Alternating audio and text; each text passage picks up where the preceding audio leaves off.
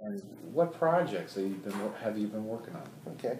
Well, we're still, I think, reeling from the recession. Other parts of the economy might be bouncing back, but the boat industry is still pretty tough.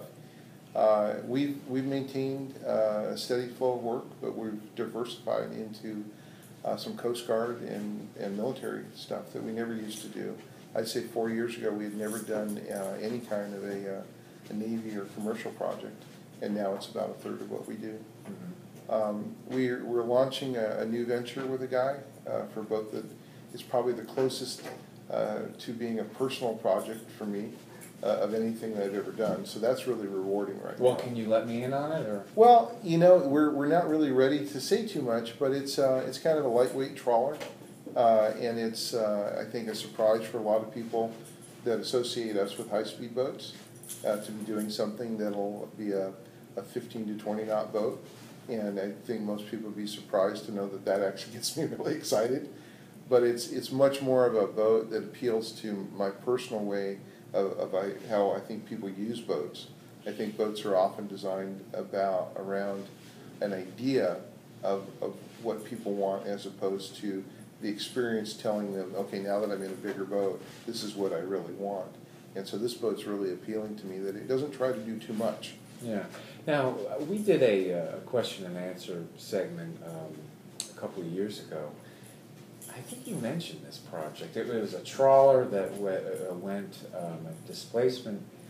It was a displacement trawler that gave off this tiny wake and it was completely, economical. Well, what's funny is, it's similar.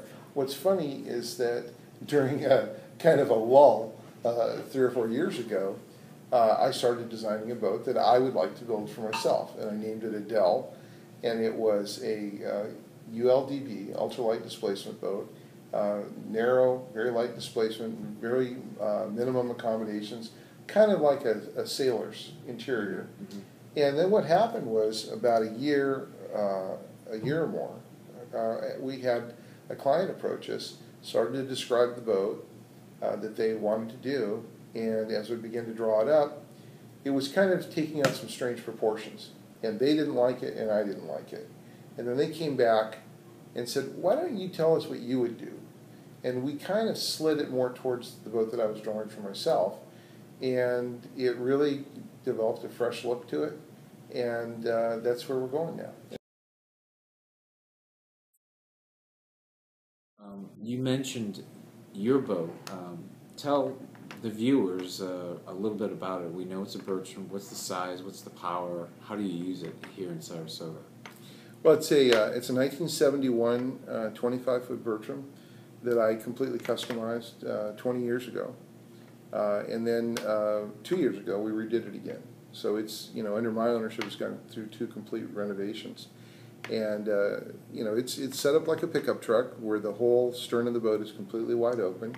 And but we've used it for everything from water skiing to tubing to one time I took a 15-foot boat trailer down in it. But it's just been sort of the all-around family boat. And my kids now are at an age where they're like, okay, you don't get to sell this. We've had it our whole lives, so it's in the family for good. I had a 502 Mercruiser in it with a Mercury drive. It now has a Mercury drive with a Volvo 454 in it, I think. And what's amazing is the 454 runs the same speed that the old 502 did. So more efficient, newer engine, getting the same speed out of it. Before we go further, though, we should tell everyone about the dog that's sort of under the table here, because that's why we're jostling about. Why don't we just say hello? Let him say hello. Come on, Scott. And then we'll just... Come on, then we'll get rid of you. Come on, Scott. We're going to just move the... Come on, buddy. Okay, there he is. There you are. Scupper's on video. There's the back of him. Anyway. Around, buddy.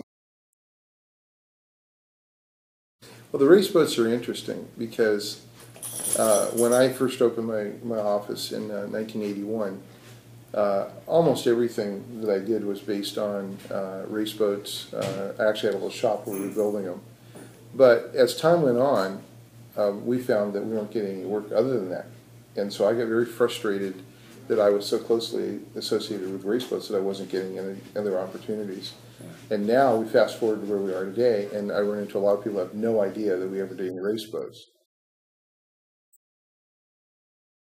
How much of a role do the advancements in propulsion, most recently the pods, the joysticks, making boating and docking easier, does that play a role in your design process?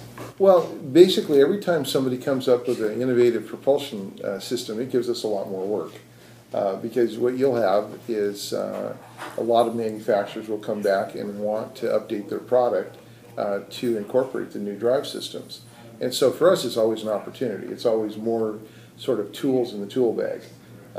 We like the pods. I've been very supportive of them. I think it's sort of, you live a long time with conventional drive systems, and as soon as you see a solution like that, it's like, why would you go back?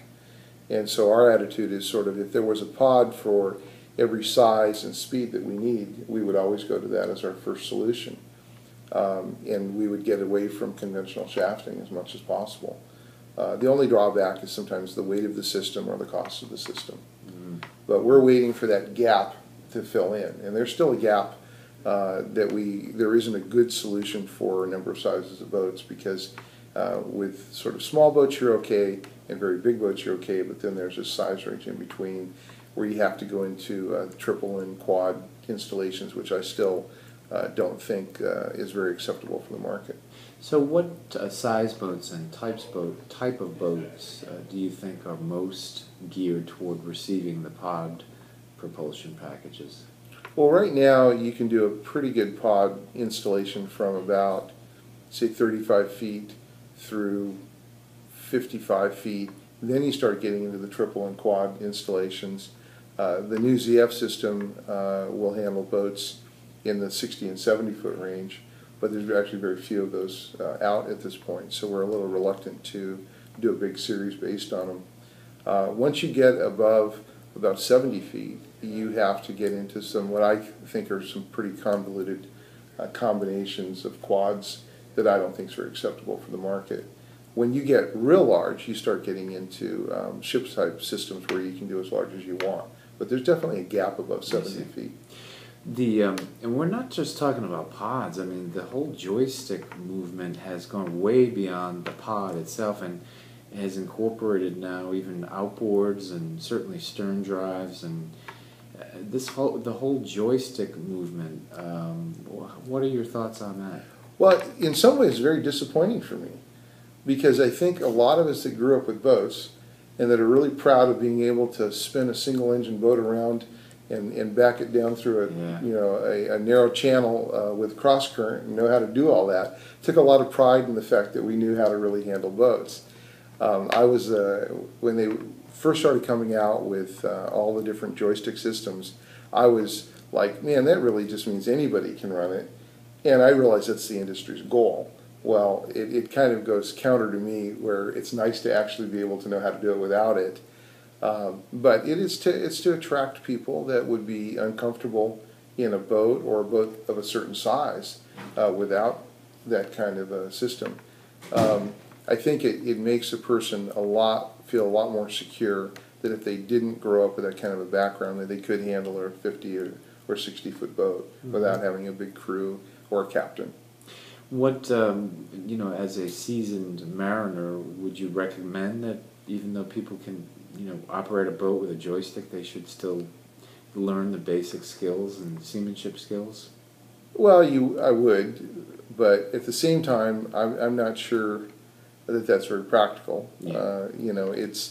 By the way, I've always thought that was why the sailboat market was so much smaller than the powerboat market, because as a novice, you can go get a powerboat and learn to drive it fairly efficient.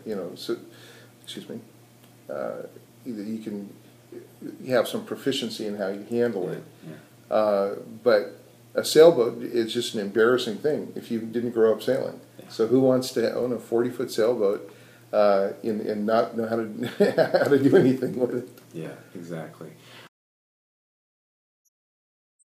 Peters. Well, from my point of view, most boat buyers are looking for the wrong thing. It reminds me of people here in Sarasota that build huge houses with 5 bedrooms, hoping that the grandkids will come join them for a few times a year. And I think people look for boats that have too many cabins, sleep too many people, cut up too much, and I think that it comes from not having a lot of experience with a boat as to how you would actually use it if you had it. And so it's always a bit of a frustration to see how much individuals want to pack into a boat or a boat company wants to be able to promote, whereas sometimes the best boat has a lot less in it. It's funny, this weekend we took our neighbors out in my old Bertram, and the first thing everybody always says is, "I've just never been in a boat like this." And I said, "Well, I call it a pickup truck, and because there's no seats in it except for the one central helm seat." And everybody's like, but it's so nice to be on that boat. And I said, that's because you're enjoying the fact that it's open, that you can do anything you want in it, sit anywhere you want, you can bring chairs aboard if that's what you want.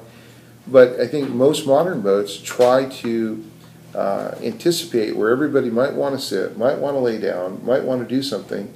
And the fact is, just open deck space sometimes the nicest thing you can have. Boat builders have been telling me that people continue to want more creature comforts, more technology. What about the technology? The the iPods and the sharing of information, the integration. That seems to be where we're going. Do you think that's the case? And if so, it's definitely where we're going. I don't relate to it at all. I personally don't carry a cell phone. I don't even wear a watch, and I can't understand why when people go out on a boat, they want to be bothered with all that stuff. Yeah. I know it's reality, and we have to plan for it all, but it's something that I don't personally relate to at all. Right. So you're old school. I'm old school. How can boaters use the boat show to their benefit? Well, I mean, the one thing I do think that you get is that when you go on a boat by itself, it's often very impressive. But when you go on boat after boat, you really start to see the quality difference. That if you looked at a boat that you were really happy with by itself, as soon as you look at its competition next to it, you get a much better, current comparison that your mind can't carry if it was like a week apart. But because these are minutes apart, you really understand the difference. I have to ask you now, what's your least favorite part of a boat show? Well, the worst thing that a client can ask me to do is to go through the electronics section. And I patiently try to do it once in a while, but basically walking the aisles and looking at the newest gadgets for electronics is real challenging for me. I've had a hard time understanding why people are so fascinated with their GPS chart rather than just looking out the window and enjoying where they're going.